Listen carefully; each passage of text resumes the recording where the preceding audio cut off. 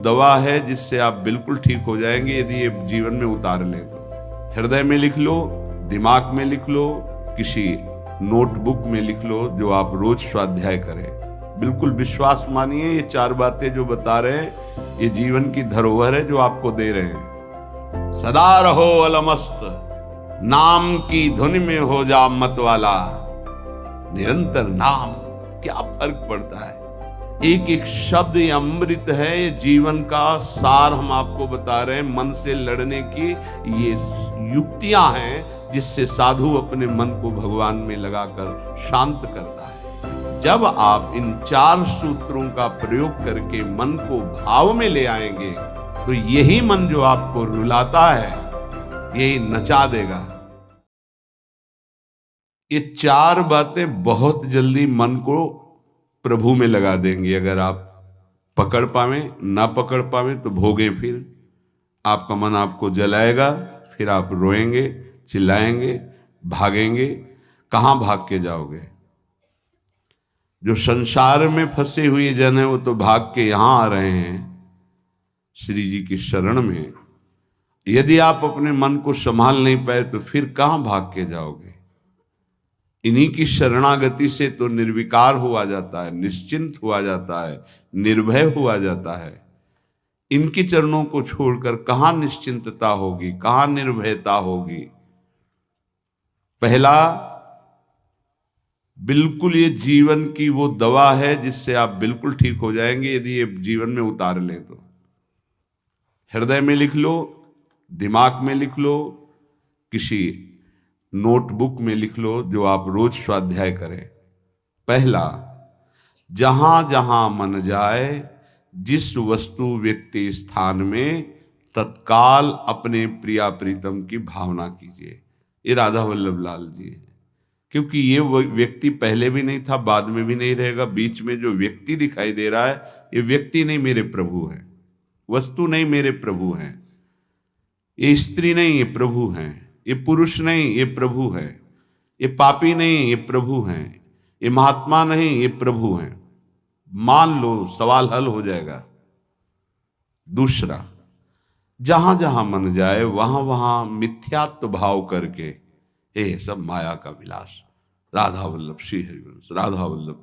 और मन का एक स्वभाव है, जहां हम परिचय उसका ये जान जाते हैं स्वभाव का, तो हम उससे शासन में ले लेते हैं। लोग परिचय नहीं जानते हैं। जो ही आप जानेंगे ये भागाते हुए आ जाएगा। इसको सेकंड में भी कम समय में अधीन किया जा सकता है और पूरा जन्म लग जाएगा फिर भी अधीन नहीं कर पाओगे। बात को समझिए। ये 1 सेकंड में विश्व ब्रह्मांड में कहीं भी यदि इसका परिचय है वो तत्काल पहुंच जाएगा। वायु भी इसके समान वेगवान नहीं है मन। अगर अमेरिका गए हैं, आपने वो दृश्य देखा है, कोई एरिया, महल, घर, जो भी 1 सेकंड के कम हिस्से में वो पहुंच जाएगा। ऐसे मन को प्रभु में लगाने के लिए जहां मन जाए, और जाना कि गया, इतना सावधान साधक होना। गया वो तत्काल आ जाएगा, उसको बुलाना नहीं पड़ेगा, वो तत्काल लग जाएगा। राधा वल्लभ श्री हरिवंश, राधा वल्लभ श्री हरिवंश, राधा वल्लभ। हो सकता है 5 बार न कह पाओ, फिर भाग जाए, फिर उसे लाना है। इसे कहते हैं अभ्यास योग। अभ्यास योग युक्तेन चेतसा नान्यगामिना। एक दिन ऐसा आएगा नान्यगामिना, ये जाएगा ही नहीं, ये नहीं जाएगा। फिर दिव्य शाश्वत परम पुरुष की प्राप्ति इसी से हो जाएगी। तीसरा, हमारे मन में जो सही स्फुरणाएं हो रही हैं उसका सपोर्ट जरूरी है। विरोध से ही मन केवल काबू में नहीं होता है, सपोर्ट जरूरी है। अब सपोर्ट शब्द से कितना मन प्रसन्न हो रहा है, हर्षित हो रहा है, उस बात का सपोर्ट जो गुरुवाणी, शास्त्र, संत जनों की वाणी, उसके अनुकूल वो बोल रहा है। चलो आज हम तुम्हारी बात पूर्ण कर देते हैं। वो कहता है मुझे आज मीठा खाने की बहुत इच्छा है। ठीक है, हम श्री जी को भोग पधराते हैं, नाम कीर्तन करते हैं, आचमन कराते हैं, फिर उसको पा लेते हैं। बिल्कुल वो आपको भजन में विरोधी भाव नहीं पैदा करेगा। कहीं कहीं मन को सपोर्ट करना है, वो कहीं कहीं शास्त्र सम्मत गुरु आज्ञा के अंतर्गत सपोर्ट जरूरी है, जरूरी है। बिल्कुल विश्वास मानिए, ये चार बातें जो बता रहे हैं ये जीवन की धरोहर है जो आपको दे रहे हैं। चौथी बात, जो शास्त्र विरुद्ध दोष वाली सलाह दे रहा है, बिल्कुल नहीं, बिल्कुल नहीं, बिल्कुल नहीं। जैसे वो जरूरी है सपोर्ट, ऐसे बिल्कुल सपोर्ट नहीं, बिल्कुल सपोर्ट नहीं, बिल्कुल नहीं। अब वो आपको जलाएगा। जैसे सपोर्ट शब्द से हर्षित हो गया, ऐसे बिल्कुल नहीं शब्द से वो शोकित हो जाएगा। अब आपको उदास कर देगा। जब उदास वो होगा तो आप उदास हो जाएंगे, कहीं मन नहीं लगेगा। आपको लगता है अब तो जीवन बेकार हो गया। तो मन लगना ही जीवन है क्या? अरे अभी आप समझे नहीं। सोहम तवै आश्रितः, मैं प्रियालाल के आश्रित हूं। तो तन वांग मनोभीर, अगर ये नहीं लग पा रहे हैं तो मैं स्वयं प्रियालाल के आश्रित हूं। ये मुझे कैसे भ्रष्ट कर सकता है? तन वांग मनोभीर, शरीर वाणी और मन, ये हम समर्पित कर रहे हैं। तो शरीर वाणी मन ये तीनों धोखा दे रहे हैं। शरीर बीमार हो गया है, जबान खराब हो गई है, मन गलत चिंतन करा रहा, तो हमारा बाल बांका भी नहीं कर सकता, क्योंकि सोहम तवैवाश्रिता, मैं स्वयं प्रियाजू की शरण में हूं। उपासक ये चार बातें नोट कर ले, बहुत ये जीवन के लिए अत्यंत लाभदायक है। जब आपका मन आपको परास्त कर रहा है, जला रहा है, वो जलन सिर्फ मन को प्राप्त हो रही, आपको नहीं। आप बिल्कुल दूर हैं, आप दृष्टा हैं, आप साक्षी हैं उसके, आप स्वामी हैं उसके। यदि आप स्वीकृति नहीं देंगे तो आपसे पापाचरण नहीं करा पाएगा। आपको डरना नहीं कि अब मन में काम आ गया, क्रोध आ गया, अब तो मेरी दुर्गति हो जाएगी, बिल्कुल नहीं। देखो देखो जरा, इस पर विचार करो। क्या शरीर को त्याग देने से परम पद मिल जाएगा? दुखों की निवृत्ति हो जाएगी? क्या निर्विकारता आ जाएगी? नहीं। ऐसे शरीर को नष्ट करने वाले को प्रेत योनि मिलती है। प्रेत योनि महाभयानक कष्टदायी, जिसमें वो दरिया के समीप रहते हुए बूंद पानी नहीं पी सकता, केवल वायु भक्षण करके वो जलता रहता है। कितने समय तक इसकी कोई सीमा नहीं है, युग युग बीत सकते हैं। ये मन जिसको तुमने अपना माना, कितनी दुर्गति का रास्ता चयन करा दिया। उपासक मस्ती सीखे। अरे चाहे गृहस्थ हो या विरक्त हो, भगवद आश्रित मस्त रहना सीखो। सदा रहो अलमस्त, नाम की धुन में हो जा मत वाला। निरंतर नाम, क्या फर्क पड़ता है मन सही है या गलत, क्या फर्क पड़ता है? क्यों? क्योंकि मैं स्वयं प्रभु के आश्रित हूं। मैं सच्चिदानंद का सच्चिदानंद अंश हूं। ना मैं कभी दूषित था, न दूषित हूं, न दूषित रहूंगा, और ना सृष्टि में किसी की सामर्थ्य है कि मुझे दूषित कर सके। इंद्रियां दूषित हो सकती हैं, मन दूषित हो सकता है, क्रिया दूषित हो सकती है। अब हम प्रभु के बल से इन इंद्रिय, मन और शरीर के दोषों का नाश करूंगा, ना कि इनके अनुसार चलूंगा। ये उपासक का स्वरूप है। व्यथा इंद्रिय प्रमथन स्वभाव वाली, मनुष्य प्रमथन स्वभाव वाला, इनके मथित होने पर, मनमथ नाम है काम का, वो इनमें बैठ करके ऐसा प्रमथन करता है, ऐसी व्यथा उत्पन्न करता है कि साधक का तदात्म भाव होने के कारण वो असहनीय हो जाता है और वो गलत संकल्प और चेष्टा में उतर जाता है।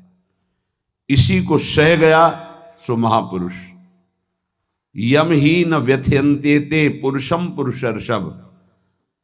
हे पुरुषों में श्रेष्ठ अर्जुन, अर्थात वो पुरुषों में श्रेष्ठ पुरुष है जो प्राप्त व्यथा को सह जाता है।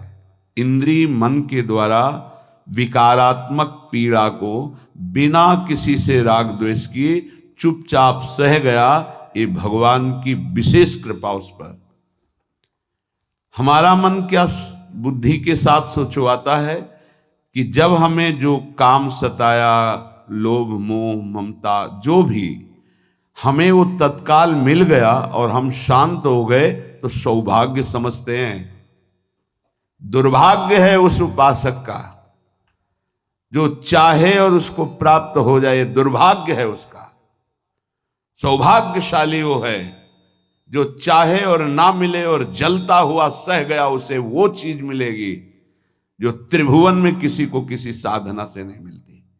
यम ही न व्यथयन्ते ते पुरुषम पुरुषर्षभ शम दुखा सुखाधीरम स्वमृतत्वाय कल्पते। वो अमृत पद का अधिकारी हो गया, वो अमर हो गया, अविनाशी हो गया, वो अविनाशी पद में आरूढ़ हो गया जो इस व्यथा को सह गया।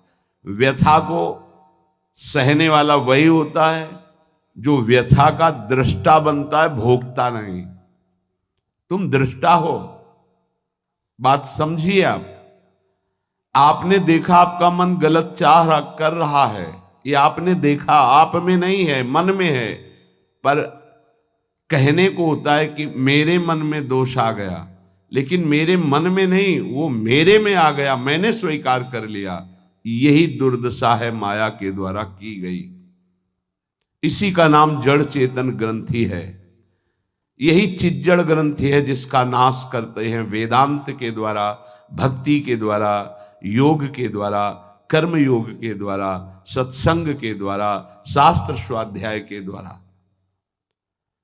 आपको विविध शास्त्रों का सार 5 मिनट में मिल गया।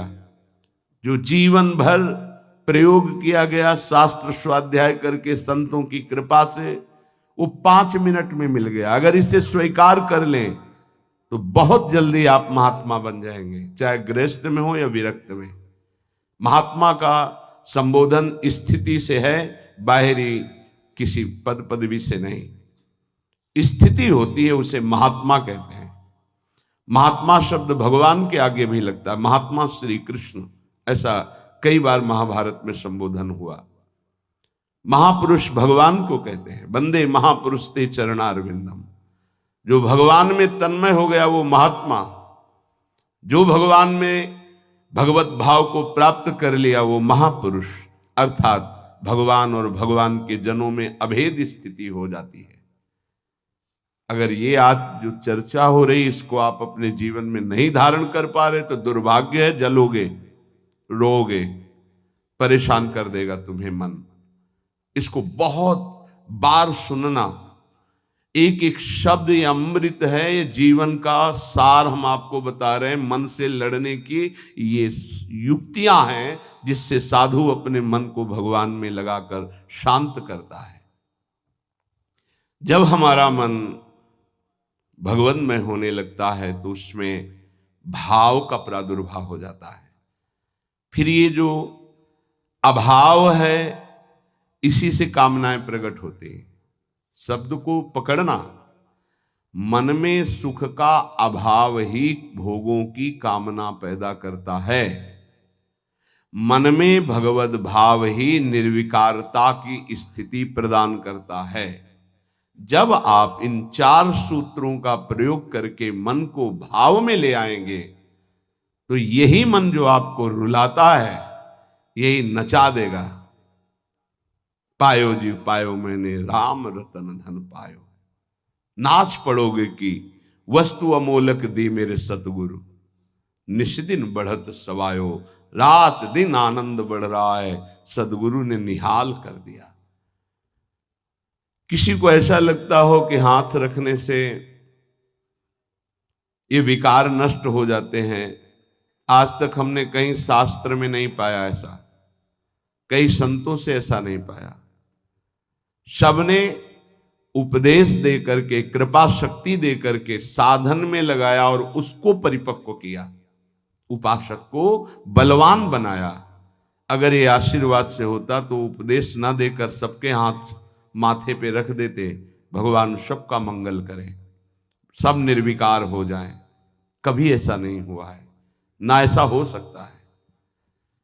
हम जब संतों के वचन पर श्रद्धा करते हैं और उसको स्वीकार करके आचरण में लाते हैं तो वही आशीर्वाद हो गया कि हमारा पुरुषार्थ सार्थक हो गया। हमारा प्रयत्न गुरुदेव के वचनों के अनुसार, प्रयत्न की शक्ति गुरु कृपा, तो आगे जो भक्ति का रंग वो गुरु कृपा, मोक्ष जो वो गुरु कृपा, भगवत साक्षात्कार गुरु कृपा, पर उसमें हमारी पूरी शक्ति उनकी आज्ञा पालन में लगी है। इसीलिए प्रधान कृपा हमारी हुई। हम प्रधान कृपा अपने ऊपर नहीं करते, और तो सहायक कृपा सब है। भगवान की कृपा मानव देह मिला, सत्संग मिल रहा है। गुरु की कृपा स्वीकार किया, मंत्र दिया, नाम दिया, उपदेश कर रहे हैं। शास्त्र कृपा हमें सुलभ मार्ग, भगवत मार्ग, उससे नाना प्रकार के बचाव पक्ष की बातें, उसमें आसक्त होने की बातें दोनों बताई गई। परमार्थ में कैसे आसक्त हुआ जाता है, परमार्थ में कैसे बचा जाता है, शास्त्र कृपा भी है। अपनी कृपा हम नहीं कर पा रहे हैं।